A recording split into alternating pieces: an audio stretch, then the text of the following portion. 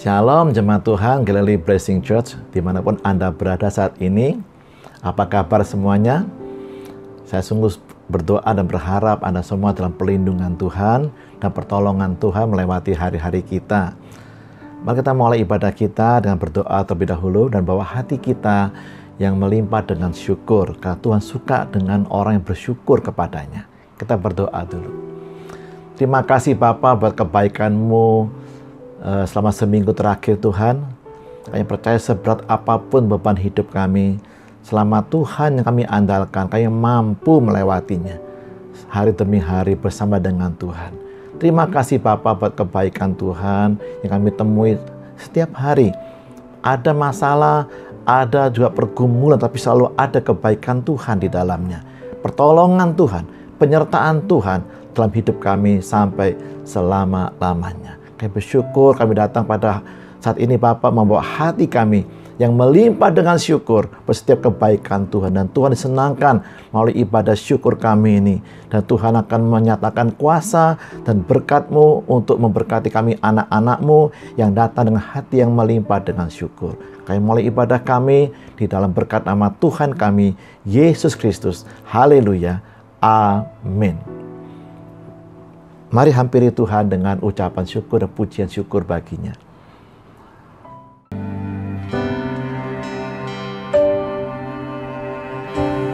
Dengan apa ku membalas kasih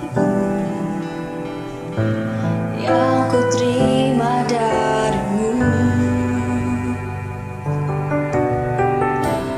Dengan apa ku membalas cintamu? Oh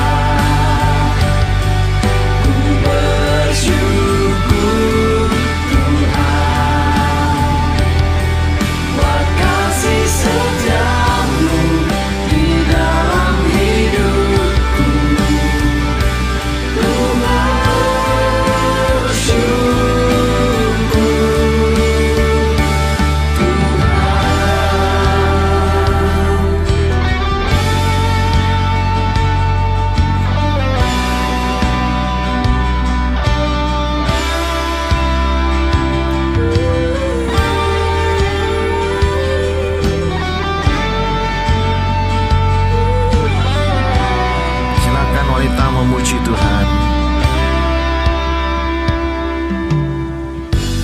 Banyak yang kau perbuat di dalam hidupku. Rancangan indahmu terjadi di hidupku. Sekarang pria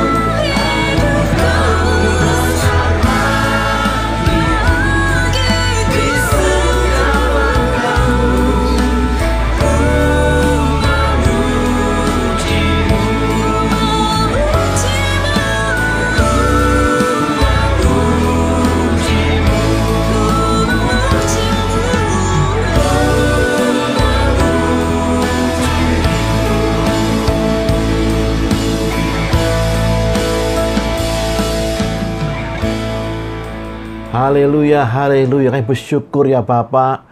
Dalam setiap hari, setiap nafas yang kami hirup, kami bersyukur buat semua kebaikan Tuhan dalam hidup kami. Kami percaya tangan Tuhan tidak pernah lepas tangan menopang hidup kami.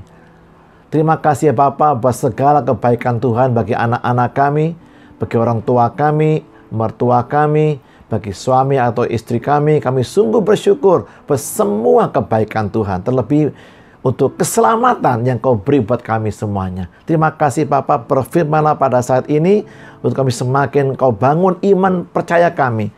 Semakin kuat kepada Engkau ya Tuhan. Tak tergoncangkan oleh apapun juga.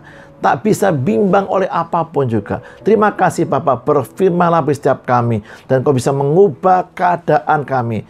Keadaan usaha, situasi usaha pekerjaan kami. Keadaan situasi di rumah tangga kami. Semua bisa Engkau ubah, bahkan kota dan bangsa kami bisa Engkau ubah di dalam nama Yesus. Kami bersyukur berkebaikan Tuhan. Berfirmanlah ya Tuhan, kami siap diberkati dan diubah oleh Engkau sendiri. Haleluya, haleluya. Amin. Puji nama Tuhan saudara sekalian. Shalom. Di masa pandemik virus corona ini, kata bersyukur merupakan kata yang sudah jarang terdengar. Dan merupakan kata yang sangat langka kelihatannya ya. Sekaligus juga kata yang sukar untuk diucapkan dan dipraktekkan oleh kita semua. Begitu banyaknya masalah dan persoalan yang harus dihadapi dan diatasi. Sampai-sampai kita tidak bisa melihat hal-hal lain yang semestinya bisa kita syukuri kepada Tuhan. Seperti yang juga dialami oleh bangsa Israel ketika mereka melakukan perjalanan keluar dari Mesir menuju ke tanah Kanaan, melewati padang gurun selama 40 tahun. Ulangan 8 ayat yang kedua sampai yang keempat. Ingatlah kepada seluruh perjalanan yang kau lakukan atas kehendak Tuhan Allahmu di padang gurun selama 40 tahun. Ini dengan maksud merendahkan hatimu dan mencobai engkau untuk mengetahui apa yang ada dalam hatimu. Tetap percaya, bersyukur, atau sebaliknya. Yakni apakah engkau berpegang pada perintahnya atau tidak. Jadi ia merendahkan hatimu, membiarkan engkau lapar, dan memberi engkau makan mana yang tidak kau kenal dan yang juga tidak dikenal oleh nenek moyangmu, untuk membuat engkau mengerti bahwa manusia hidup bukan dari roti saja, tetapi manusia hidup dari segala yang diucapkan Tuhan. Pakaianmu tidaklah menjadi buruk di tubuhmu, dan kakimu tidaklah menjadi bengkak selama 40 tahun ini. Memang mereka tidak bisa menikmati makanan seperti yang ada di Mesir dulu. Tetapi mestinya ada hal-hal lain yang bisa mereka syukuri. Seperti misalnya mereka tidak perlu kerja rodi, kerja paksa yang sangat berat dan melelahkan di Mesir. Mereka diberi makanan mana secara cuma-cuma oleh Tuhan. Pakaian yang mereka pakai tidak menjadi rusak. Bahkan kaki mereka pun tidak menjadi bengkak selama melakukan perjalanan panjang dan lama di padang gurun ini. Sayang sekali mereka tidak bisa melihat hal-hal tersebut yang semestinya layak untuk mereka syukuri. Bagaimana dengan hidup kita saat-saat ini? Ya, memang kehidupan kita tidak bisa seperti dulu lagi. Kemana-mana harus pakai masker, harus sering cuci tangan dengan sabun dan juga jaga jarak. Dan masih banyak lagi yang harus kita perhatikan. Tetapi saya percaya seharusnya ada banyak juga hal-hal lain yang bisa kita syukuri. Ya, misalnya sekarang kita punya banyak waktu untuk keluarga di rumah kita. Dan untuk bersekutu dengan Tuhan juga. Ada beberapa penghematan, kita punya pengeluaran keluarga kita. Kita belajar peduli dengan kesehatan kita. Dan masih banyak hal yang patut kita syukuri. Kita kembali ke kisah bangsa Israel selama 40 tahun di padang gurun. Musa disuruh Tuhan menyampaikan pesannya kepada Firaun bahwa biarkanlah umat Tuhan pergi ke padang gurun untuk mengadakan perayaan, celebration, atau ibadah syukur kepada Tuhan. Tetapi setelah mereka keluar dari Mesir, orang Israel sibuk komplain, bersungut-sungut terus, dan demo tak habis-habisnya menuntut Musa memenuhi nafsu makan mereka. Dan mereka seakan-akan lupa dengan tujuan Tuhan membebaskan mereka dari perbudakan di Mesir. Mereka sibuk demo makan dan minum, tetapi mengabaikan kewajiban ibadah mereka kepada Tuhan. Padahal Tuhan sudah berjanji akan membawa mereka semua masuk dan menduduki tanah Kanaan sebagai tanah milik mereka selama-lamanya. Melihat mereka yang hampir setiap hari bersungut-sungut dan demo memberontak ke pemimpinan Musa yang mewakili Tuhan atas mereka untuk mereka minta pulang ke Mesir, itu menyingkapkan isi hati mereka yang sebenarnya, yaitu mereka tidak percaya kepada janji Tuhan dan pimpinan Tuhan dalam hidup mereka. Akhirnya sebagaimana kita ketahui dari Alkitab, mereka semua bangsa Israel yang lahir di Mesir tidak dapat masuk ke tanah Kanaan dan semuanya terkubur di padang gurun kecuali Yosua dan Kaleb. Hal ini ditegaskan oleh penulis Ibrani 3 ayat 19. Ya. Demikianlah kita lihat, kata Ibrani 3:19, bahwa mereka tidak dapat masuk Kanaan oleh karena ketidakpercayaan mereka. Bagaimana penulis Ibrani bisa menyimpulkan bahwa penyebab sebagian besar bangsa Israel tidak bisa masuk ke tanah Kanaan bukan karena Tuhan tidak mampu memenuhi janjinya atau tidak sanggup membawa mereka masuk, tetapi kata ayat firman Tuhan yang kita baca tadi, penyebabnya adalah karena mereka tidak percaya. Ketidakpercayaan mereka lah yang akhirnya membuat mereka binasa di padang gurun. Bagaimana kita tahu bahwa orang Israel tidak percaya kepada Tuhan? Ya, persungutan dan demo memberontak kepada Musa itu merupakan tanda mereka sebenarnya tidak percaya kepada janji dan pimpinan Tuhan dalam hidup mereka. Mereka marah-marah, memberontak, komplain, bersungut-sungut. Jadi manifestasi dari ketidakpercayaan kepada Tuhan itu adalah persungutan dan demo pemberontakan. Tak habis-habisnya, hampir setiap hari seperti itu. Seperti juga yang dikatakan oleh Yakobus 2 ayat 19 dan 20. Yakobus 2 ayat 19, engkau percaya bahwa hanya ada satu Allah saja. Itu baik. Tetapi setan-setan pun juga percaya akan hal itu. Dan mereka gemetar. Hai manusia yang bebal, maukah engkau mengakui sekarang bahwa iman tanpa perbuatan adalah iman yang kosong? Kata Yakobus, iman atau percaya itu harus disertai atau ditunjukkan dalam perbuatan orang yang mengaku beriman tersebut. Sebaliknya, kalau perbuatannya tidak menunjukkan seseorang itu percaya kepada Tuhan, misalnya seperti yang orang Israel lakukan, yaitu bersungut-sungut, komplain, dan demo memberontak, maka orang tersebut tidak bisa dikatakan dia percaya atau beriman kepada Tuhan. Jika demikian, apa manifestasi yang dapat kita lihat dari seorang yang percaya kepada janji dan pimpinan Tuhan? Ya kebalikannya, dari bersungut-sungut dan demo memberontak tadi, yaitu bersyukur.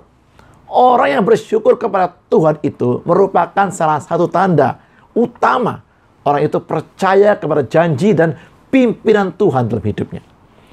Karena itulah iblis dan semua setan-setan tidak bisa bersyukur. Karena mereka tidak percaya atau beriman kepada pimpinan Tuhan. Malahan mereka setiap saat memberontak dan melawan pemerintahan kerajaan Allah. Jadi iman itu lebih dari sekedar pengetahuan yang kita tahu. Iman adalah sesuatu yang kita lakukan. Iman itu aktif, bukan pasif. Iman itu melibatkan komitmen untuk percaya kepada janji dan pimpinan Tuhan dalam hidup kita, yang ditunjukkan dengan tindakan bersyukur kita. Haleluya. Sekarang saya akan menyampaikan 3 perkara dahsyat yang dapat dilakukan oleh tindakan bersyukur orang percaya. Waktu kita bersyukur, yang pertama, kita sedang mengalahkan kematian. Yohanes 11 ayat 40 dan 41. Ini kisah mengenai Lazarus yang sudah mati dan dikubur 4 hari berlalu. Jawab Yesus, bukankah sudah kukatakan kepadamu, jikalau engkau percaya, engkau akan melihat kemuliaan Allah. Maka mereka mengangkat batu itu, lalu Yesus menengadah ke atas dan berkata, Bapa, aku mengucap syukur kepadamu, karena engkau telah mendengarkan aku. Tuhan Yesus sedang mengajar kita bagaimana caranya supaya kita bisa melihat atau mengalami kemuliaan Allah dalam setiap masalah dan pergumulan hidup kita. Yaitu percaya dulu, baru bisa melihat atau mengalami kemuliaan Allah. Di ayat berikutnya, tadi Yesus menunjukkan sikap percaya itu seperti apa.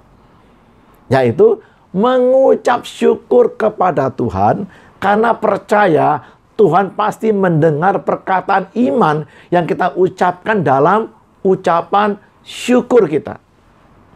Rumus atau formula dunia mengajar kita bahwa kita harus melihat dulu faktanya atau buktinya dulu, baru kita percaya. Tetapi formula surga berbeda, bahkan kebalikannya dari formula dunia itu.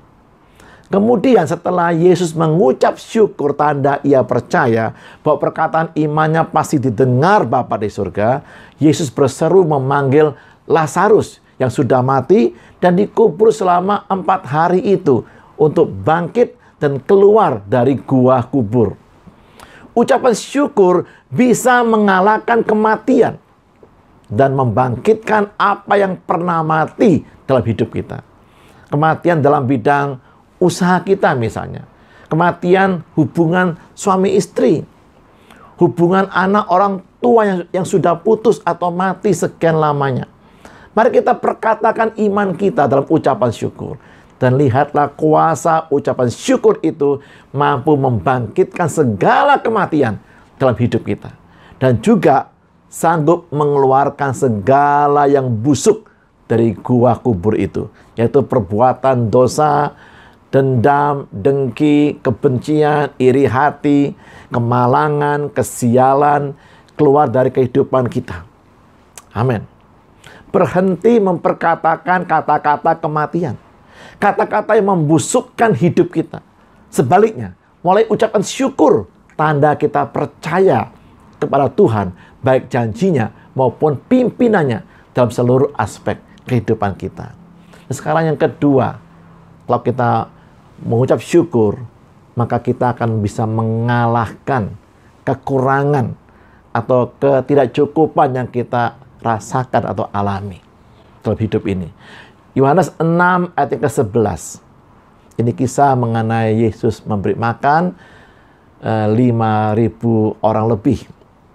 Lalu Yesus mengambil roti itu, mengucap syukur, dan membagi-bagikannya kepada mereka yang duduk di situ. Demikian juga dibuatnya dengan ikan-ikan itu, sebanyak yang mereka kehendaki. Luar biasa.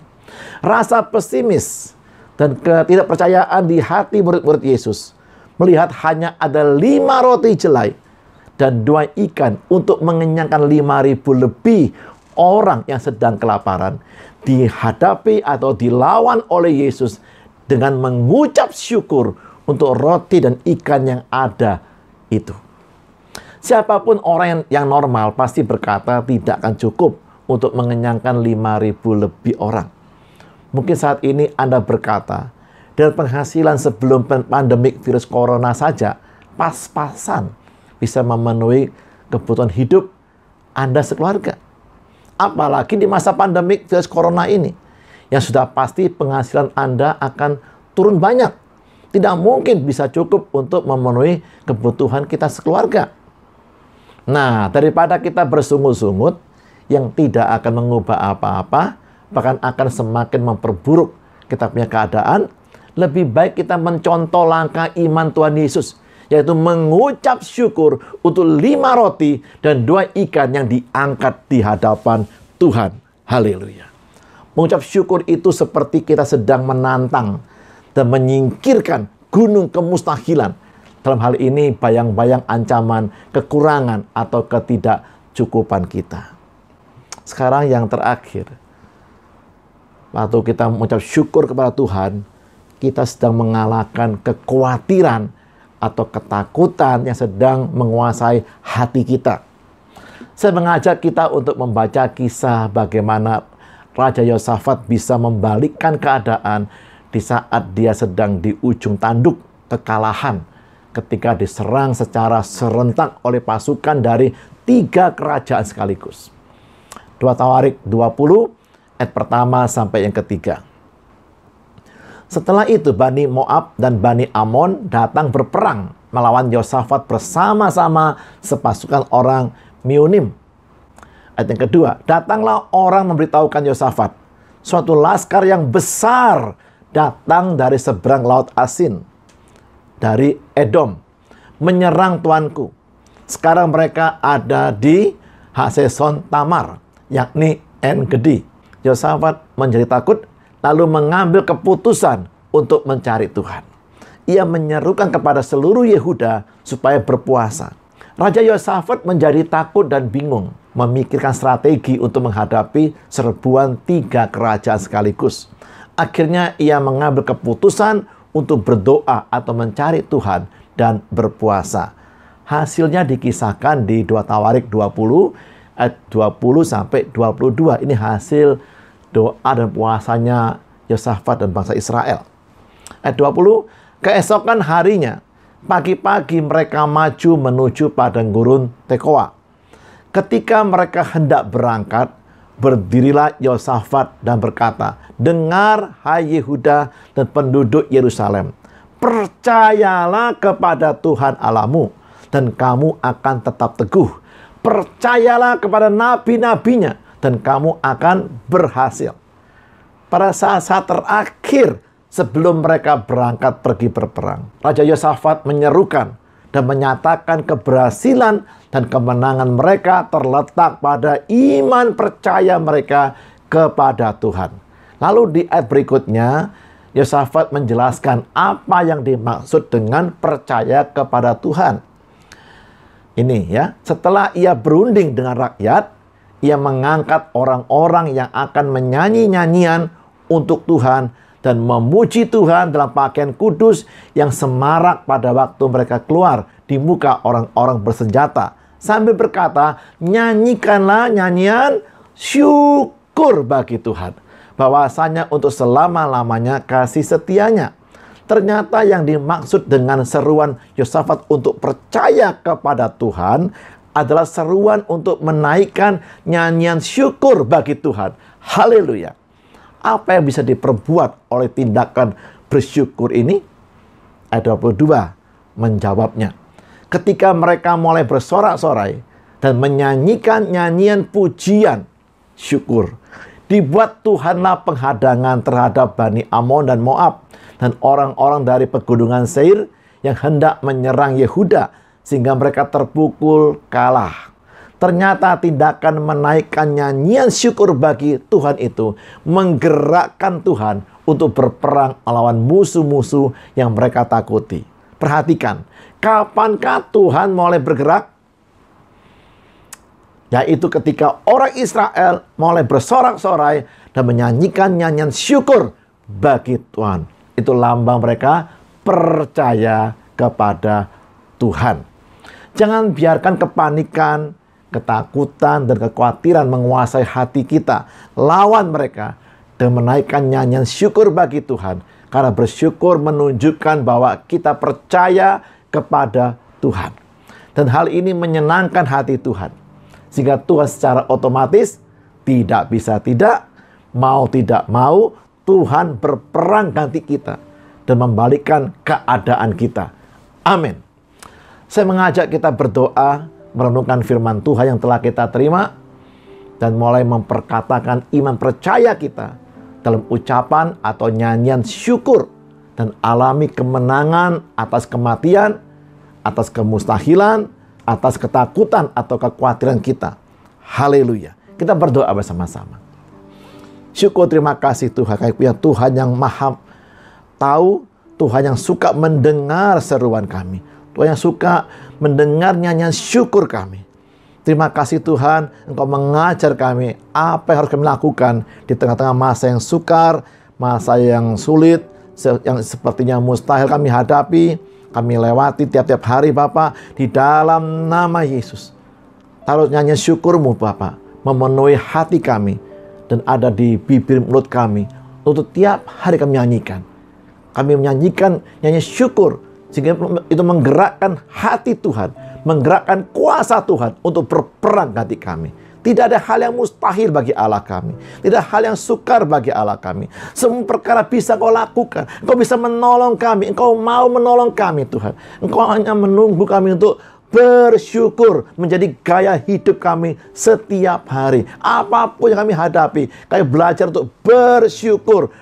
Arti kami percaya Tuhan sanggup tolong kami. Dan Tuhan mau menolong kami. Terima kasih buat janji-Mu dan pimpinan Tuhan dalam hidup kami yang tidak pernah salah, tidak pernah kami dikecewakan. Kami percaya penuh kepada Engkau Bapa, kalau Allah yang setia, Tuhan yang sangat baik, yang selalu menolong dan menopang hidup kami sampai selama-lamanya. Terima kasih Bapak, sebentar kami akan menikmati persekutuan dengan tubuh dan darah-Mu Yesus. Kami memperingati karya anugerah Tuhan yang besar, yaitu Engkau rela mati buat kami orang berdosa. Kami orang yang tidak berdaya, kami orang yang miskin, kami orang yang penuh dengan kegagalan, kemalangan, dan kesialan. Engkau menebus hidup kami. Engkau mengganti kami dengan hati yang baru, hidup yang baru di dalam Engkau Yesus Tuhan kami. Dalam perjanjian yang baru, hidup yang baru, bersama dengan Engkau sampai selama-lamanya. Syukur, terima kasih ya Bapa. Kami bersekutu dengan tubuh dan darah-Mu Yesus melalui roti dan anggur yang akan kami makan bersama-sama. Kami minum sama-sama juga. Kiranya Engkau menguduskan roti dan anggur yang kami makan minum ini menjadi sungguh-sungguh makanan dan minuman tubuh dan darah Yesus. Sehingga melaluinya kami bersekutu dengan Engkau Bapa. Ampuni semua dosa kami. Karena dosa menghalangi berkat Tuhan masuk dalam hidup kami. Tapi pengakuan dosa kami itu membuka keran darah Yesus untuk membasuh, mengampuni, dan menyucikan semua dosa dan kelemahan kami. Di dalam berkat nama Yesus, kami sambut tubuh dan darah-Mu Yesus. Haleluya. Amin. Mari kita siapkan roti atau biskuit. Kalau Anda ada di rumah Anda, kita angkat tinggi-tinggi sama-sama dan dengar firman Tuhan sebelum kita menikmatinya bersama-sama. Haleluya. Udah semuanya? Mari. Dengar firman Tuhan. Pada malam waktu Yesus hendak diserahkan, Ia mengambil roti, mengucap syukur atasnya. Haleluya. Lalu dipecah roti, katanya, ini tubuhku yang diserahkan, yang diremukkan, yang dipecah-pecah bagi kamu sekalian. Jemaat yang Allah kasih, apa saudara percaya bahwa roti yang kita angkat tinggi, kita syukuri atasnya ini, titik kontak kita bersekutu dengan tubuh Kristus. Amin. Dalam nama Yesus kita makan sama-sama dengan percaya sambil kita ingat korban Yesus di kayu salib. Mari.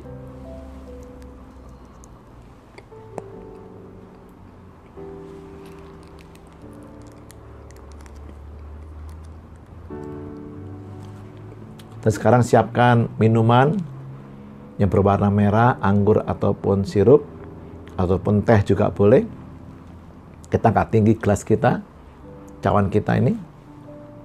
Dan dengar firman Tuhan.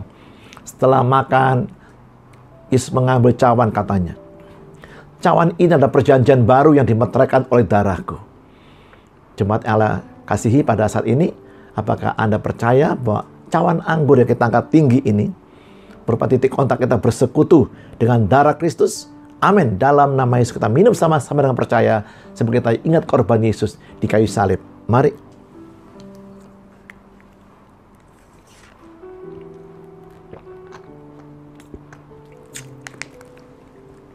Kita bersyukur sama Tuhan. Terima kasih Tuhan. Kami perlu kesempatan untuk mengingat kebaikan Tuhan. mengingat pertolongan Tuhan. Karya Kristus yang luar biasa, yang telah membawa kami keluar dari kegelapan, kekelaman, kepada terang-Mu yang ajaib. Keselamatan yang daripada Engkau Bapa. Tubuh, jiwa, roh kami Engkau selamatkan ya Tuhan. Terima kasih Bapa. Kami bersyukur berkebaikan-Mu. Berkati semua anak-anak kami juga, dan sesi rumah kami hidup dalam keselamatan Tuhan sampai selama-lamanya. Kami bersyukur dalam nama Yesus. Haleluya.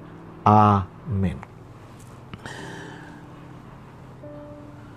Baik Bapak Ibu sekalian, kita beribadah kepada Tuhan tidak hanya membawa korban pujian syukur melalui nyanyian kita, tetapi juga mengembalikan bagian persembahan ya, bagian milik Tuhan ke rumah perbendaharaan Tuhan, yaitu gerejanya, sesuai dengan penyalurannya, seperti rekening yang tertera di bawah layar Anda ini. Ada persembahan untuk persepuluhan atau syukur, ataupun persembahan untuk misi dan diakonia, untuk membantu pelayanan gereja lain juga, ataupun panti asuhan kita, anak-anak kita yang butuh bantuan uang sekolah, juga bagi keluarga yang membutuhkan sembako, terlebih lagi di masa sukar ini. Mari kita mengakhiri ibadah kita ini dengan menaikkan pujian syukur kepada Tuhan kita.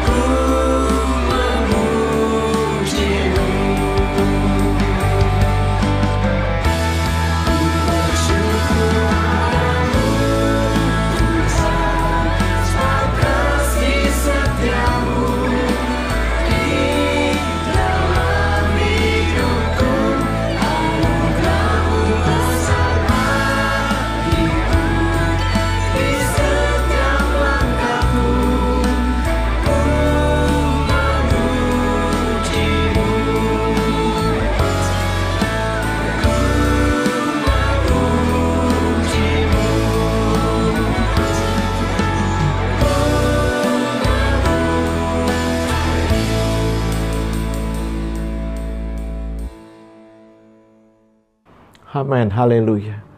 Dalam hati kami menyimpan janji-Mu ya Tuhan. Kami percayakan janji-Mu pasti dikenapi.